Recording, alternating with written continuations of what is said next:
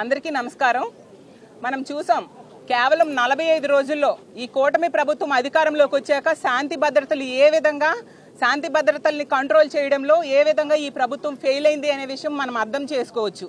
అసలు ఇంత ఘోరంగా రోజుకొక హత్య, రోజుకొక అత్యాచారం, భౌతిక దాడులు, వైఎస్ఆర్ కాంగ్రెస్ పార్టీ కార్యకర్తల మీద, నాయకుల తాలూకా ఆస్తుల మీద దాడులు చేస్తూ ఉన్నారంటే ఈ ప్రభుత్వం ఎంతగా భయపడుతుందో అర్థం చేసుకోవచ్చు. ఎన్నో అలవికాని హామీలు ఇచ్చేశారు. అవి నెరవేర్చడానికి చేత కాక దాని నుంచి తప్పించుకోవడానికి ప్రశ్నించే గొంతుకైన వైఎస్ఆర్ కాంగ్రెస్ పార్టీ గొంతు నొక్కడానికి ఈ విధంగా ప్రయత్నిస్తూ ఉన్నారనేది క్లియర్గా అర్థమవుతూ ఉంది.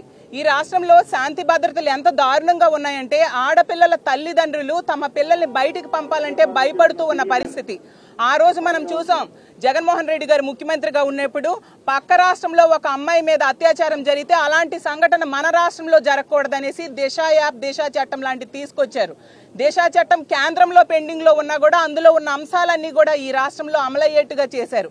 అంత గొప్పగా లా అండ్ ఆర్డర్ కంట్రోల్ చేశారు జగన్మోహన్ రెడ్డి గారు.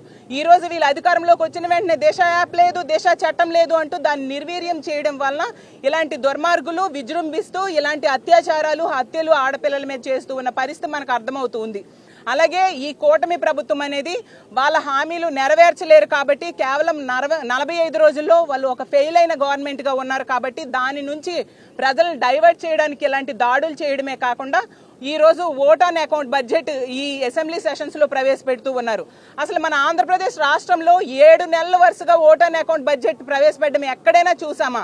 అది వీళ్ళు పెడుతున్నారంటే వాళ్ళ హామీలు నెరవేర్చడం చేత కాక ఈ విధంగా ఓట్ ఆన్ అకౌంట్ బడ్జెట్ కి వెళ్లారు. ఫుల్ టైం బడ్జెట్ పెట్టడం చేత కాక, పెట్టలేక ఈ విధంగా పెట్టే పరిస్థితి. అంత ఘోరంగా ఈ రాష్ట్ర పరిపాలన ఈ కూటమి ప్రభుత్వం ఆధ్వర్యంలో సాగుతూ ఉన్న పరిస్థితి మనం చూసాం. అలాగే ప్రశ్నించే పార్టీ వైఎస్ఆర్ కాంగ్రెస్ పార్టీ. ఇప్పుడు ఉన్న పార్టీలన్నీ కూడా అధికార పక్షం. అలాంటి ఇప్పుడు వైఎస్ఆర్ కాంగ్రెస్ పార్టీ ప్రతిపక్షంలో ఉంది. ప్రతిపక్ష హోదా ఇస్తే వీళ్ళు తాలూకా హామీలు అమలు చేయలేదనే విషయాన్ని ప్రశ్నిస్తారు అని చెప్పి మా పార్టీకి కానీ మా నాయకుడైన జగన్మోహన్ రెడ్డి గారికి కానీ ప్రతిపక్ష హోదా ఇవ్వని పరిస్థితి. ఎందుకంటే వీళ్ళు భయపడిపోతూ ఉన్నారు, ఎక్కడ వీళ్ళు ప్రశ్నిస్తారా అని చెప్పి. కానీ ప్రజలన్నీ గమనిస్తూ ఉన్నారు. మనం చూస్తే గత 45 రోజుల్లో 36 మంది హత్య కావించబడ్డారు. 35 మంది తెలుగుదేశం పార్టీ నాయకుల తాలూకా హెరాస్మెంట్ భరించలేక 35 మంది ఆత్మహత్య చేసుకోవడం జరిగింది. 300 మంది మీద హత్యాయత్నం జరగడం మనం చూసాం. ఇన్ని రకాలుగా లా అండ్ ఆర్డర్ చాలా దారుణంగా దెబ్బతినింది ఈ ఆంధ్రప్రదేశ్ రాష్ట్రంలో. అందువల్ల ఇక్కడ రాష్ట్రపతి పాలన కావాలి అని మా వైఎస్ఆర్ కాంగ్రెస్ పార్టీ డిమాండ్ చేస్తూ ఉంది.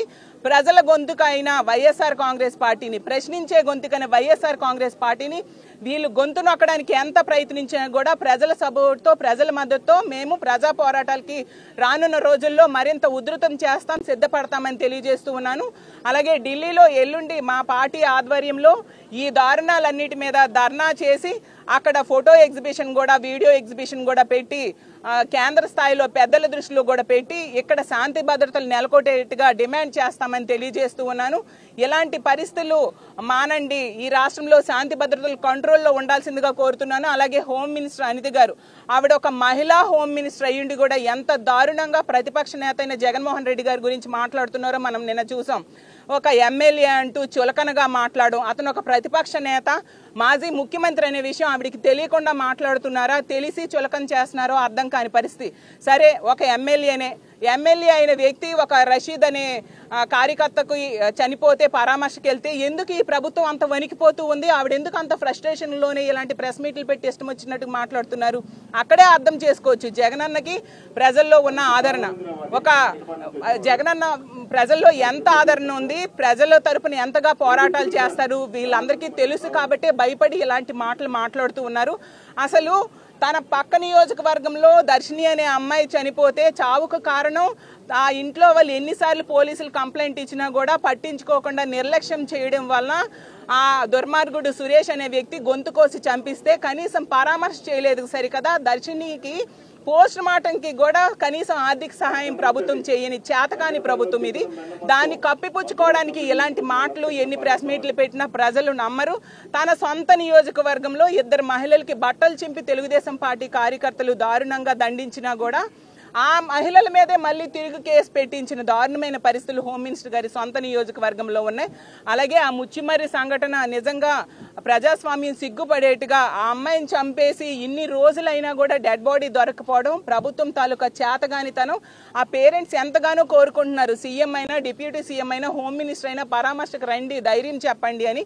కానీ ఎవ్వరు కూడా ఇప్పటి వరకు వెళ్ళని పరిస్థితి. దీన్ని బట్టి అర్థమవుతుంది ఎంత ప్రజా సమస్యలైనా ప్రజల బాధలైనా వీళ్ళకి ఎంత తేలిక భావము చులకన భావము అని. కాబట్టి మేమందరము కూడా మా వైఎస్ఆర్ కాంగ్రెస్ పార్టీ ఆధ్వర్యంలో ప్రజల తరపున పోరాటం చేయడానికి సిద్ధంగా ఉన్నాము. అలాగే ఢిల్లీలో భారీగా ధర్నా చేయబోతున్నామని తెలియజేసుకుంటున్నాము.